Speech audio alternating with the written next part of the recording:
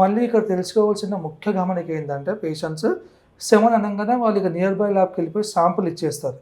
అది తప్పు. ఫస్ట్ దీనికి కావాల్సింది ఏంటంటే 3 నుంచి 5 రోజులు మీరు సెక్స్లో కలవకుండా గ్యాప్ ఉండాలన్నమాట.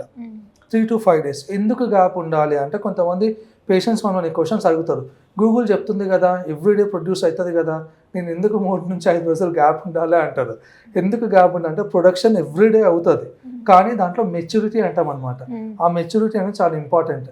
నీకు కరెక్ట్ ఎగ్జాక్ట్ రిపోర్ట్ నేను ఇవ్వాలి, దాంట్లో ఎన్ని మెచ్యూర్ ఉన్నాయి, ఎన్ని డెడ్ ఉన్నాయని తెలుసుకోవాలంటే 3 నుంచి 5 రోజుల గ్యాప్ ఉన్న తర్వాత ఈ శాంపుల్ కలెక్ట్ చేసుకొని ఫ్రెష్ మేము కంటైనర్ ఇస్తాము, స్టెరైల్ కంటైనర్, దాంట్లో కలెక్ట్ చేసుకొని ల్యాబ్లో ఈ శాంపుల్ ఇవ్వాలి.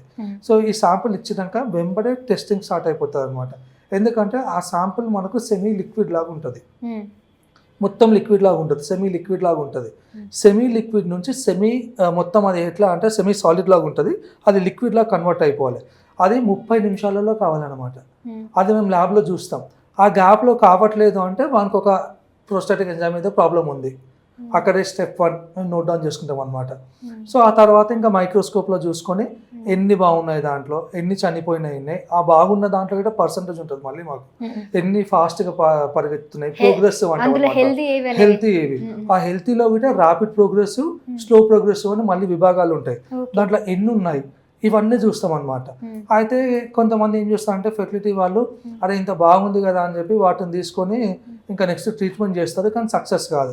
కానీ ఇక్కడ మేజర్గా మెయిన్ చూసేది ఏంటంటే సక్సెస్ కోసం లోపల DNA కంటెంట్